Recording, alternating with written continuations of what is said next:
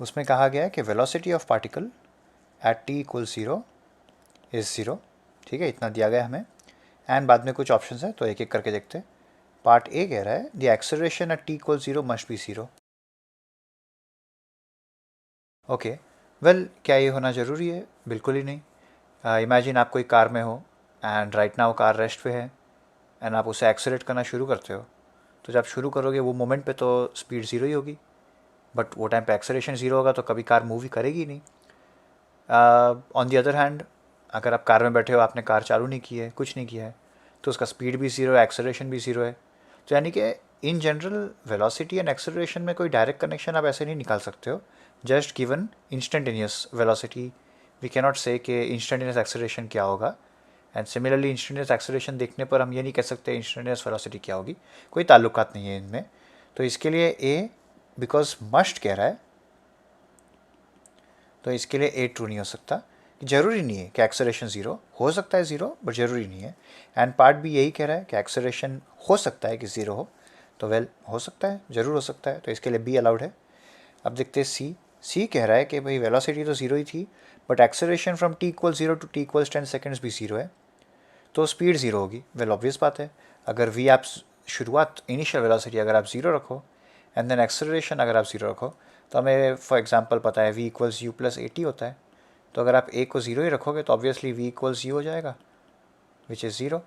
And logically भी ये make sense करता है कि अगर इनिशियल स्पीड ज़ीरो है एंड आप एक्सेलरेशन कुछ करो ही नहीं ऑब्जेक्ट पर, तो उसकी स्पीड बदलेगी क्यों? तो सही बात है कि स्पीड भी ज़ीरो ही रहेगी, वेलोसिटी ज़ीरो रहेगी। सो सी डेफिनेटली ट्रू है। डी देखते हैं। डी कह रहा है if the speed is zero from t equal zero to t equals 10 seconds the acceleration is also zero in this interval. पर ये भी ट्रू है।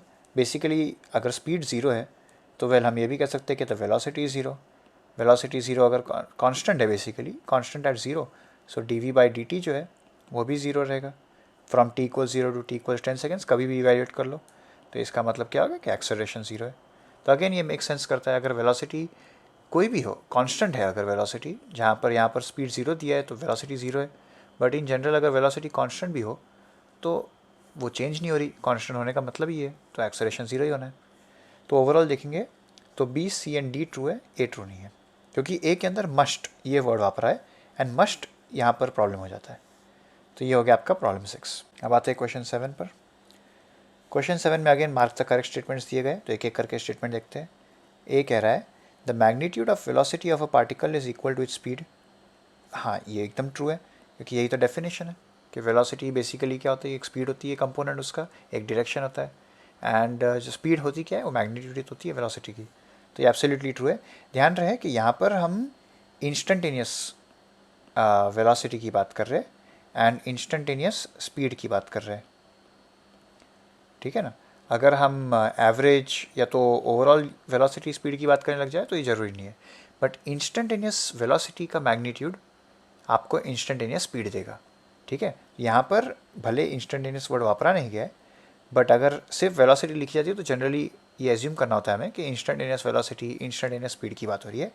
तो वो बात को ध्यान में रखते हुए पार्ट ए ट्रू है। अब आते हैं पार्ट बी पर। पार्ट बी कह रहा है the magnitude of average velocity in interval is equal to its average speed in that interval. तो यहाँ पर ट्रिकी पार्ट हो जाता है, क्योंकि अगेन यहाँ पर इंस्टेंटेनियस की बात नहीं हो रही, एवरेज की बात हो रही है। तो average velocity and average speed में ज़रूरी नहीं इक्वालिटी हो मैग्नीट्यूड में, क्योंकि well as we know average velocity होती क्या है, वो होती है net displacement divide by time. And अगर आप मैग्नीट्यूड ऑफ एवरेज वेलोसिटी की बात कर लो तो आप मॉड ले लो, तो यहाँ पर मॉड हो जाएगा बेसिकली, क्योंकि टाइम तो पॉजिटिव ही रहता है। And on the other hand आप अगर एवरेज स्पीड की बात करो तो वो होता है total distance divide by time. तो अगर हमें यह कहा गया कि magnitude of average velocity is equal to average speed, तो हमें बेसिकली क्या कहा जा रहा है कि नेट डिस्प्लेसमेंट का जो मैग्नीट्यूड है वो इक्वल टू डिस्टेंस है ऑलवेज। यहाँ पर ऑलवेज वर्ड इंपॉर्टेंट है कि कभी कभी नहीं, हमेशा। बट ये बिल्कुल ट्रू नहीं है। आप मान लीजिए पॉइंट ए पे से शुरुआत करिए एंड घूम फिर के आप वापस से वहाँ पर ही एंड कर दो, तो आपका नेट डिस्प्लेसमेंट ज़ीरो है, डिस्टेंस डेफिनेटली नॉन ज़ीरो है। सो ज़रूरी नहीं है यहाँ पर एवरेज वेलोसिटी ज़ीरो हो जाएगी, क्योंकि starting and ending point same है, एंड एवरेज स्पीड बिल्कुल ही ज़ीरो नहीं होगी। सो इसके लिए बी डेफिनेटली ट्रू नहीं है, बिकॉज हमें कहा गया कि ये ऑलवेज है। हमें जब बताया जाता है कि something is equal to something, तो यहाँ पर अंडरस्टूड है कि इन लोग ऑलवेज की बात कर रहे हैं, एंड ऑलवेज ये ट्रू नहीं है, कभी कभी हो सकता है। सो इसके लिए बी अलाउड नहीं है। बात है सी पर। सी पे कह रहे हैं it is possible to have a situation in which speed of a particle is always zero but average speed is not zero. अब ये हो ही नहीं सकता। अगर स्पीड जीरो है तो पार्टिकल मूव नहीं कर रहा है तो वो डिस्टेंस कवर नहीं कर सकता। तो एवरेज स्पीड होती क्या है? एवरेज स्पीड होती है डिस्टेंस कवर्ड बाय टाइम। तो डिस्टेंस कवर हो ही नहीं रहा, जीरो ही रहना है, तो एवरेज स्पीड हमेशा जीरो ही होगी। तो सी पॉसिबल नहीं है। अगर स्पीड जीरो है instantaneous at any point and overall period of time, तो फिर एवरेज स्पीड भी जीरो ही होनी है। अब आते हैं डी पर। डी में कह रहे हैं it is possible to have situation in which speed of particle is never zero but the average speed in interval is zero. Again ये ट्रू नहीं है, क्योंकि अगर स्पीड ज़ीरो नहीं है, इंस्टेंटेनियस स्पीड ज़ीरो नहीं है, तो दैट मीन्स कि distance greater than zero cover हुआ है इन एनी गिवन टाइम। तो जब आप सब ऐड करोगे तो ओवरऑल जो टोटल डिस्टेंस है कवर्ड वो भी ग्रेटर दैन ज़ीरो रहेगा, क्योंकि रिमेंबर डिस्टेंस नेगेटिव हो ही नहीं सकता, इट्स अ मैग्नीट्यूड, एक स्केलर क्वांटिटी है, तो वो तो हमेशा सिर्फ बढ़ती ही जाएगी। तो देयरफॉर एवरेज स्पीड जो है वो भी नॉट ज़ीरो होगी, इनफैक्ट ग्रेटर दैन ज़ीरो होगी, क्योंकि आफ्टरऑल एवरेज स्पीड को डिस्प्लेसमेंट से कोई कनेक्शन नहीं है। आप घूम फिर के सेम पोजीशन पे आ गए तो भी डिस्प्लेसमेंट ज़ीरो होगा, डिस्टेंस तो ज़ीरो होने से रहा। तो इसके लिए यहाँ पर डी पॉसिबल नहीं है।